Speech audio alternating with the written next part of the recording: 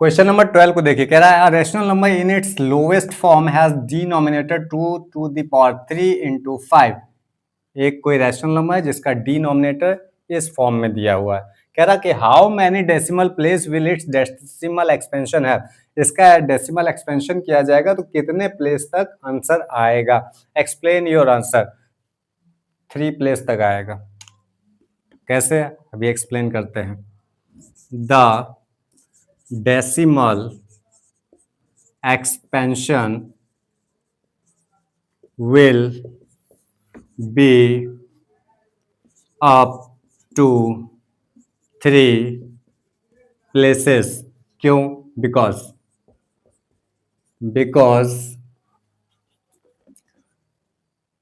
the number of decimals depend upon the power or degree of factors of क्या denominator. Denominator का जो भी factor है उसका जो पावर है, यहाँ पावर 5 की पावर 1 है, यहाँ पावर 3 है, तो 3 ही क्यों लिया गया। देखिए, if the factor of a denominator is in the form of a to the power m and b to the power n। यदि इस प्रकार का है तो उस स्थिति में the number of decimal will be equal to m or n which is greater।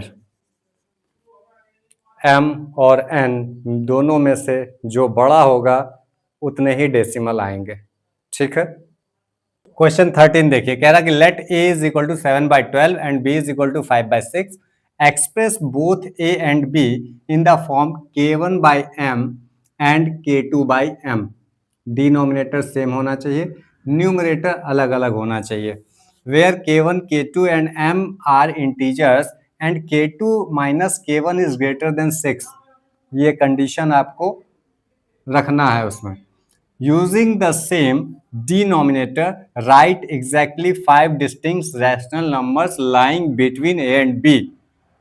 और साथ ही साथ आपको 5 रैशनल नंबर्स भी फाइंड करना है। तो एक क्वेश्चन तो ये हो गया, दूसरा क्वेश्चन ये हो गया। Integers numerator explain why the condition k2 minus k1 is greater than n+1। इसको एक्सप्लेन करना। तीसरा क्वेश्चन ये हो गया, is necessary to find n such irrational numbers. इसको बाद में समझेंगे। सबसे पहले हम बात करते हैं इसका, जो ये कंडीशन दिया है कि k1/m और k2/m होना चाहिए। तो a is equal to 7/12, b is equal to 5/6। क्या करेंगे, multiplying with b is equal to multiply with, इसमें 2 से मल्टीप्लिकेशन करा दे तो डिनोमिनेटर सेम हो जाएगा। मल्टीप्लाई विथ 2 इन b, तो ये कुछ इस तरह से हो जाएगा।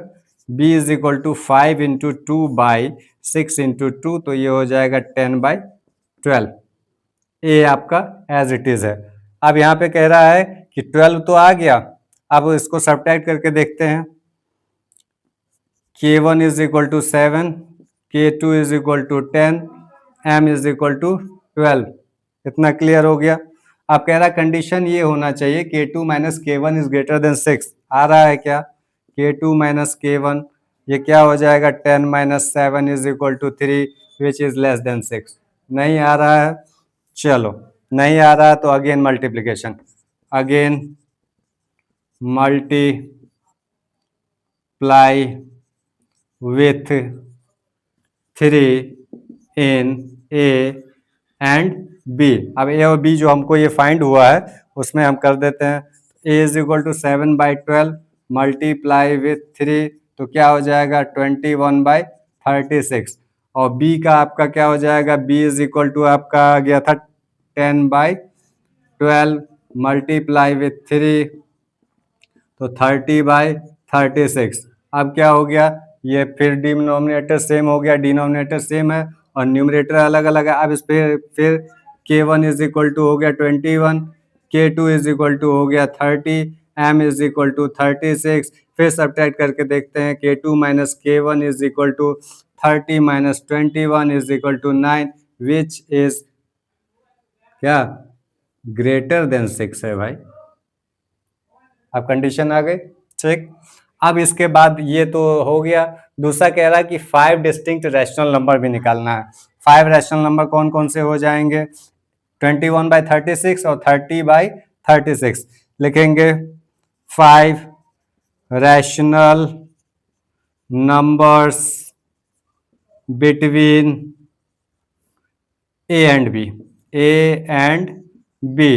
21/36 के बाद क्या लिखेंगे, 22/36, 23/36, 24/36, 25/36, 26/36 एंड 27/36, 28/36, 29/36। आगे तो 30 आ गया। हमको 5 ही निकालना था, इतने सारे क्यों निकाल दिए, तो 1 2 3 4 5 इतना तो हो ही गया। और आ कितना गया, ये 8 आ गया है। यहाँ नंबर कितना आया है, 9 आया है, 9 से एक कम आया है यानी n+1 आ गया। हमको कितना मिल रहा है, n रैशनल नंबर मिल रहा है। और यहाँ वैल्यू k2 माइनस k1 कितनी आ रही है, n+1 आ रही। उसी कंडीशन को इन्होंने यहाँ कहा है कि k2 minus k1 is greater than n+1 कैसे होता है, इसको एक्सप्लेन करो। तो चलिए इसको हम लोग एक्सप्लेन करते हैं। तो ये जो कंडीशन है आपका k2 minus k1 is greater than n+1, इसको एक्सप्लेन करते हैं। कैसे एक्सप्लेन करेंगे, if we have to find an rational number between two rational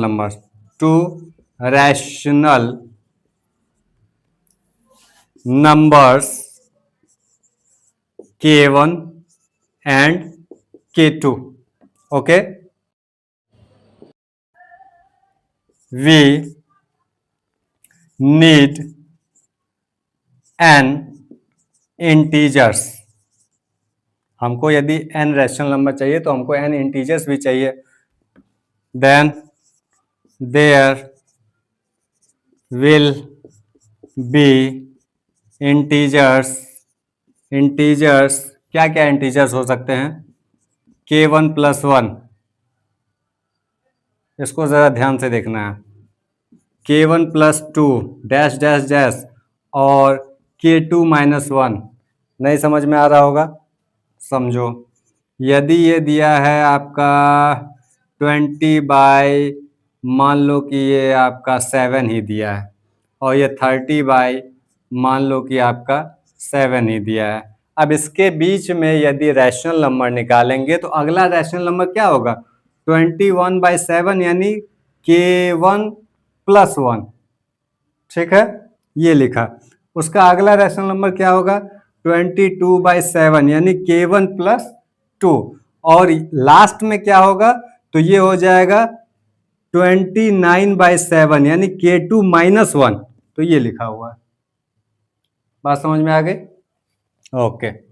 अब इसको क्या करेंगे, does the number of rational numbers between k1 and k2 will be k2 minus k1+1। इसको थोड़ा सॉल्व करेंगे, K2 minus K1 minus 1, K2 minus K1 minus 1 is greater than n. हमको यहां भी इस लिखना चाहिए था is greater than n. अब ये कहां से आया, ये कहां से आया इसको समझ लेते हैं कि इसके बीच कितने सारे रैशनल नंबर्स आएंगे, 9 आएंगे, और डिफरेंस कितने का है, 10 का है। ठीक है, K1 कितना है, 20, और K2 कितना है, 30, तो डिफरेंस K2 माइनस K1 यानी 30 माइनस 20, ठीक है, और -1 यानी कितना आ रहा है, 10 माइनस 1 इज इक्वल टू 9 आ रहा है। इतना समझ में आया, इसीलिए यहाँ लिखा गया K2 में से K1 प्लस 1 को क्या कर दिया गया, सब्ट्रैक्ट कर दिया गया। नंबर ऑफ रैशनल नंबर्स है कि कितने सारे रैशनल नंबर आएंगे, तो इतने सारे रैशनल नंबर आएंगे। देयरफॉर अब ये कंक्लूजन हम लोग लिखेंगे, ये कंडीशन तो हमारी आ गई ना। यहाँ इसको एक लाइन और थोड़ा लिख लेते हैं, जो जिस फॉर्म में ये कह रहे हैं, तो एक लाइन और लिखेंगे तो ये हो जाएगा K2 minus K1 is greater then n, ये माइनस का 1 उधर ऐड हो जाएगा तो n प्लस 1 हो जाएगा। इतना समझ में आ गया। अब यहां लिखेंगे therefore to find n rational numbers between two rational numbers K1 K2, the condition K2 minus K1 is greater than n plus 1 is necessary.